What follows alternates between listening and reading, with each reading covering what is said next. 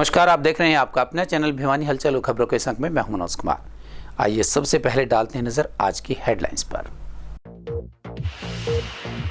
धूमधाम से मनाया गया गंगा दशहरा।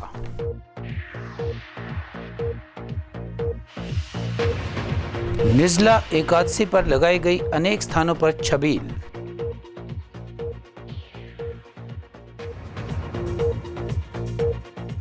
कब्रिस्तान मस्जिद में पढ़ी गई बकरीद की नमाज।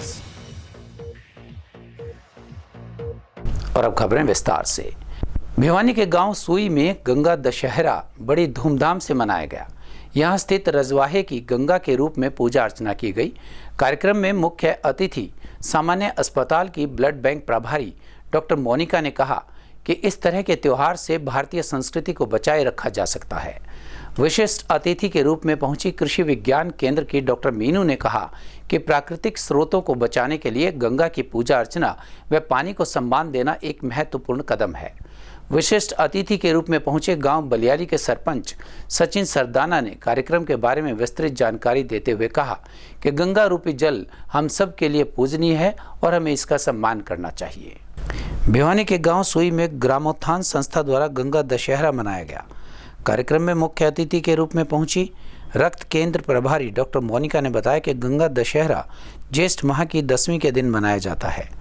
इस तरह के त्यौहार मनाने से भारतीय संस्कृति के लिए जागरूकता फैलती है।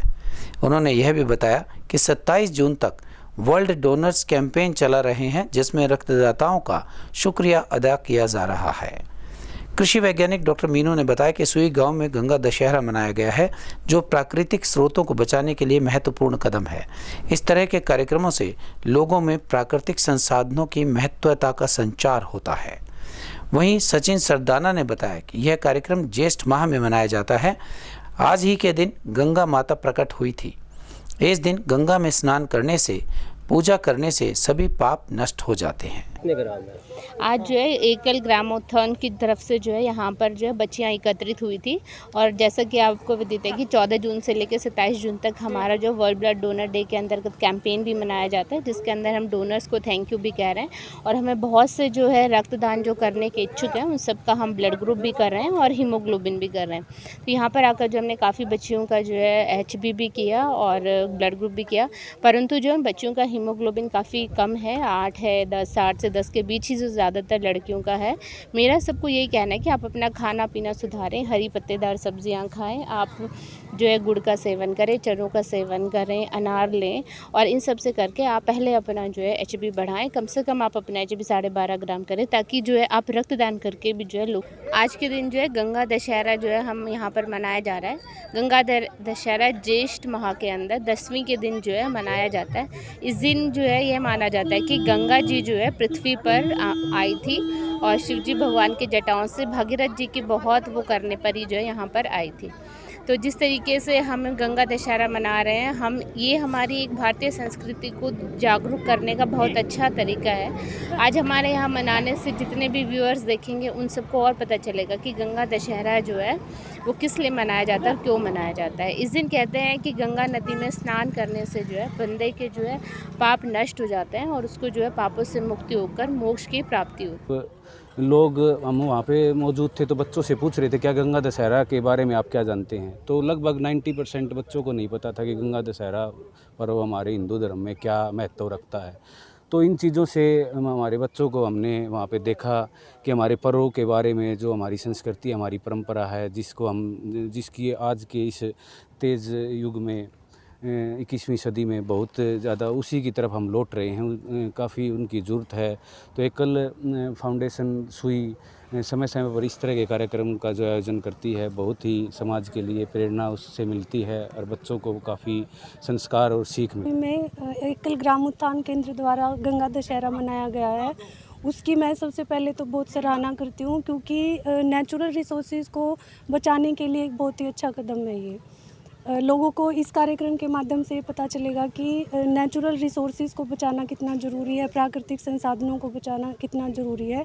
तो आज के इस कार्यक्रम में मेनली जो नेचुरल रिसोर्सेज है, हमारे प्राकृतिक संसाधन हैं, उनको बचाने की एक पहल की गई है। उसमें गांव की बच्चियों को, आसपास के गांव की बच्चियों को जागरूक किया गया है। जिस प्रकार से कृषि जी देखिए, हम काफ़ी टाइम से ये देख रहे हैं कि 10-12 सालों से जो हमारी खेती है उसमें रासायनिक प्रदूषण काफ़ी बढ़ गया है, चाहे वो खाद हो, कीटनाशक हो, फफूंदी।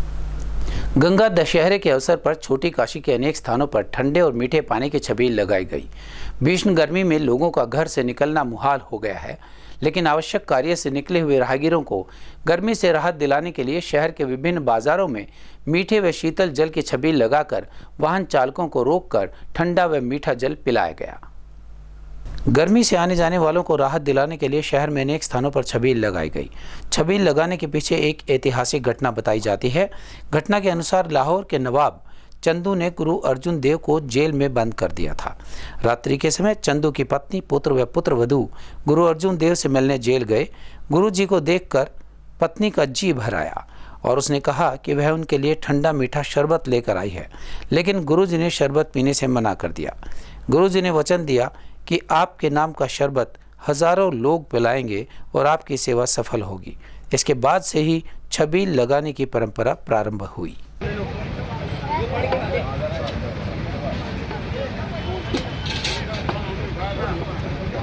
भिवानी में ढाना रोड स्थित मस्जिद में ईद उल अजहा का त्यौहार बड़े हर्षोल्लास के साथ मनाया गया।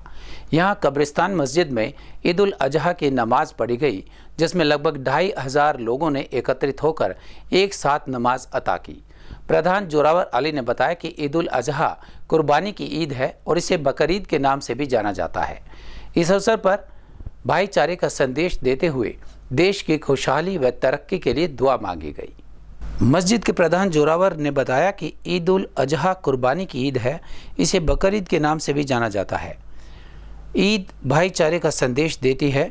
इस दिन देश की खुशहाली व तरक्की तथा लोगों के लिए सुख चैन व भाईचारे की दुआ मांगी गई है।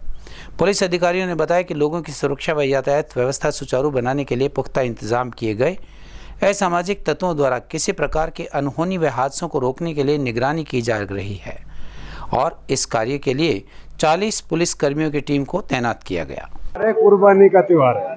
आज ये पूरे मुल्क में, पूरे दुनिया में बकरीद का त्यौहार मनाया जा रहा है। भिवानी में धूमधाम से मनाया गया, क्या कहेंगे? नहीं, भिवानी में बहुत धूमधाम से मनाया जा रहा है। सभी साथियों में बड़े उत्साह और खुशी है, खुशी का माहौल है। सब साथी एक दूसरे बड़ी दुआएं करते हैं और हाथ मिलाते हैं, मुसाफा करते हैं और बड़ी एक दूसरे की इमदाद करते हैं। अजी, ये सब साथियों की बीमारी की शिफा अता फरमा, अमन चैन की, देश की खुशहाली के लिए, तरक्की के लिए, भाईचारे के लिए, पूरे मुल्क के लिए दुआएं। आज के प्रोग्राम में ईद का दिन है और जो है ईद में जो है अपना आपस में सबसे दुआ सलाम और भाईचारा, कोई अपने मुल्क के लिए अमन अमान की दुआ करते हैं और भाईचारे को बनाने की एक वो दावत देते हैं। भाई आपस में भाईचारे के साथ में अपनी ज़िंदगी गुजारना सबके लिए ज़रूरी है और इससे पूरा अमन अमान हो। और ये कुर्बानी के दिन है, अल्लाह की तरफ से हुक्म है और बकरे की, दुम्बे की जो आदमी कुर्बानी करना चाहे वो अपना अदब से, अपने तरीके से, अपने पर्दे के अंदर जो कुर्बानी करे, किसी को। ये ईद जो है ईद उल अजहा है, इसका नाम असली जो है ईद उल अजहा है। बकरा ईद भी इसको उसे कहते हैं, लेकिन ईद उल अजहा इसका असली नाम है। बस ये अल्लाह की तरफ से हुक्म है। अब मुसलमान क्या कहेंगे आज बकरीद के संबंध में कानून व्यवस्था ड्यूटी बनाए रखने के लिए ना पुलिस फोर्स लगाई हुई है।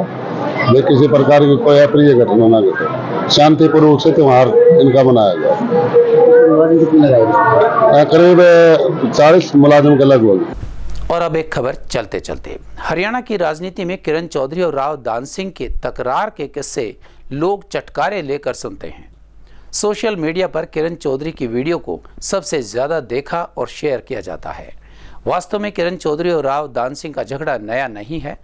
इस झगड़े की शुरुआत 2019 के चुनाव में श्रुति चौधरी की 4.5 लाख वोटों से हार के साथ शुरू हुई थी।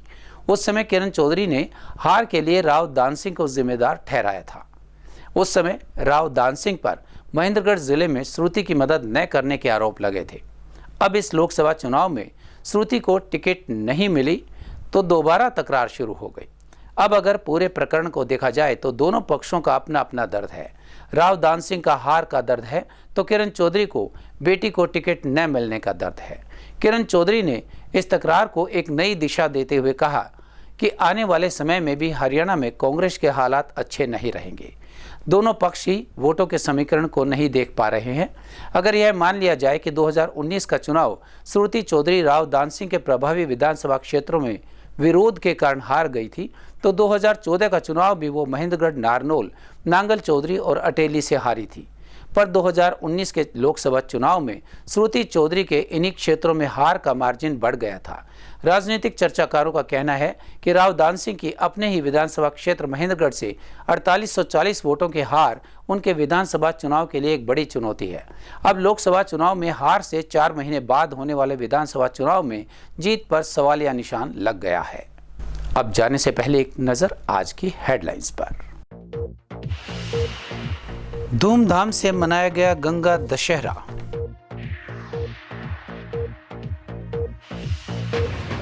निर्जला एकादशी पर लगाई गई अनेक स्थानों पर छबील।